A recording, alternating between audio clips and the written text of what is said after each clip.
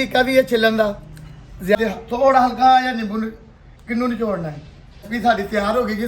बिस्मिल्लाहिर्रहमानिर्रहीम जी। मैं मम्मा दे मेन जिस तरह अगे तुहानू पता कि अरसा 2.5-3 साल तो हॉस्पिटल का लंगर तुहाडे भैन भरावां की बदौलत चलता है, जिस कोई 15 तो 20 आदमी मेरे नाल मेरे भैन भरा सी। कोई चंद दोस्त पिछे हट गए ने, कोई फर्क नहीं। अल्लाह ताला उन्होंने हिम्मत दे, अल्लाह ताला उन्होंने परेशानियां दूर करे और दोबारा इस लंगर के शामिल हो जाए। हफ्ता त्वार पीर 3 दिन हॉस्पिटल का लंगर है। 200 तो 250-300 बंदे का पकता है। थोड़ा जिहा वीकेंड हो गई है, दोस्त वगैरह पिछे हटन के नाल ते दोस्तों की फरमाइश से चैनल बनाया यूट्यूब पर देसी किचन विद अमीन। अगर कोई मेरा भैन भरा वाली मदद नहीं कर सकता कोई गल नहीं, मेरे इस चैनल को लाइक करो, सबसक्राइब करो, शेयर करो, फॉलो करो। लंगर तो माशाअल्लाह जिन्नी देर जिंदगी पकता रहेगा उसके नाल मुख्तलिफ किस्म दी मैं रेसिपियाँ बना रहा तो अज दोबारा बना लगा। चंद फोन आए ने, मैसेज आए ने मेरे भैन भरावां दे कि अमीन भाई जी संघाड़ियां की रेसिपी है दोबारा दसो और चटनी दोबारा दसो किस तरह बना रहे हो। ए मेरे को 2 किलो संघाड़े ने। सब तो पहले जी असीं 1 गिलास पानी का पाना सिर्फ, ਉਹਦੇ 'ਚ 2 किलो संघाड़े ਅਸੀਂ ਪਾ ਦੇਣੇ ਨੇ। संघाड़े ਪਾਉਣ ਤੋਂ ਬਾਅਦ सिर्फ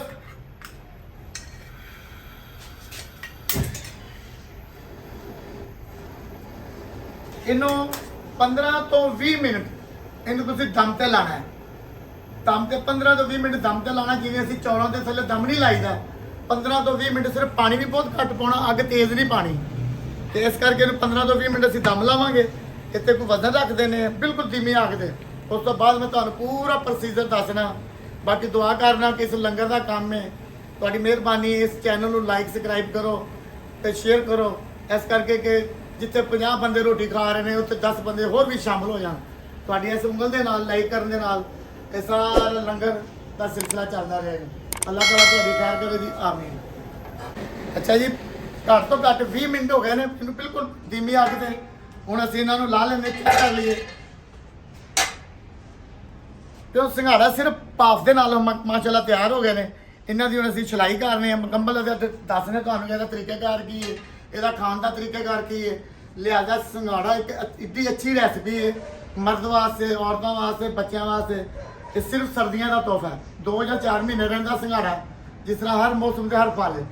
ਬਾਕੀ ਅੱਲਾਹ ਸਭ ਦੀ ਖੈਰ ਕਰੇ ਜੀ। ਇਹਨੂੰ ਹੁਣ ਛਿੱਲਾਂਗੇ, ਛਿੱਲ ਕੇ ਤੁਹਾਨੂੰ ਪੂਰਾ ਪ੍ਰੋਸੀਜਰ ਦੱਸਣੇ ਇਹਦੇ ਖਾਣ ਦੇ ਕੀ ਤਰੀਕੇਕਾਰ ਨੇ। ਸੰਘਾੜੇ ਵੀ ਉਬਲ ਗਏ ਨੇ, ਠੰਡੇ ਹੋ ਗਏ ਨੇ। ਉਸ ਤੋਂ ਬਾਅਦ ਇੱਕ ਮੇਰੀ ਭੈਣ ਨੇ ਕਮੈਂਟ ਕੀਤਾ ਸੀ ਕਿ ਭੈਣ ਛਿੱਲੀ ਦੇ ਕਿਸ ਨੇ। ਇਹ ਤਰੀਕਾ ਵੀ ਹੈ ਛਿੱਲਣ ਦਾ। ਜ਼ਿਆਦਾਤਰ ਦੁਕਾਨਦਾਰਾਂ ਦੇ ਕੋਲ ਨਾ ਛੁਰੀ ਹੁੰਦੀ, ਉਹ ਇਸ ਤਰ੍ਹਾਂ ਛਿੱਲਦੇ ਨੇ। ਇੱਕ ਹੋਰ ਤਰੀਕਾ ਮੈਂ ਤੁਹਾਨੂੰ ਦੱਸ ਦੇਣਾ। ਇੱਥੋਂ ਪੜਿਆ ਸੰਘਾੜੇ ਨੂੰ ਇਸ ਤਰ੍ਹਾਂ ਕੀਤਾ, ਇੰਝ 4 ਸਵੇਰੇ ਚੀਰੇ ਦੇ ਦੀਦੇ ਨੇ ਹੱਥ ਬਚਾ ਕੇ ਤੇ ਇਹ ਲਓ। ਹੁਣ ਇਸ ਤੋਂ ਬਾਅਦ ਮੈਂ ਕੀ ਕਰਨਾ ਹੈ, ਮੇਰੇ ਕੋਲ ਬੋਲ ਚ ਵੱਡਾ ਹੈ ਜ਼ਰਾ, ਇਹ ਸੰਘਾੜੇ ਬਣਨੇ ਨੇ। ਇਹ ਸਾਡੇ ਕੋਲ ਮਸਾਲਾ ਜਿਹੜਾ ਮੈਂ ਤਿਆਰ ਕੀਤਾ ਸੀ ਭੱਲੇ ਪਕੌੜੀਆਂ ਲਈ, ਮੱਛੀ ਵਾਸਤੇ, ਦਹੀਂ ਭੱਲਿਆਂ ਵਾਸਤੇ, ਇਹ ਹਰ ਰੈਸਪੀ ਦੇ ਵਿੱਚ ਇਸਤੇਮਾਲ ਹੁੰਦਾ। ਅਸੀਂ 1 ਚਮਚ ਫਿਲਹਾਲ ਇਹਦਾ ਪਾਣਾ ਹੈ। ਇਹ ਤੁਸੀਂ ਹਰ ਚੀਜ਼ ਇਸਤੇਮਾਲ ਸਕਦੇ ਹੋ। ਇਹ ਮਸਾਲਾ ਹੈ ਮੱਛੀ ਵਾਸਤੇ ਜਿਹੜਾ ਬਣਾਇਆ ਸੀ।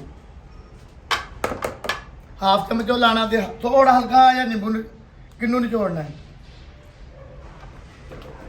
ਬੋਲ ਵੱਡਾ ਹੈ ਮਾਸ਼ਾਅੱਲਾ। ਦੇਖੇ ਰੈਸਪੀ ਸਾਡੀ ਤਿਆਰ ਹੋ ਗਈ ਜੀ ਸੰਘਾੜੇ।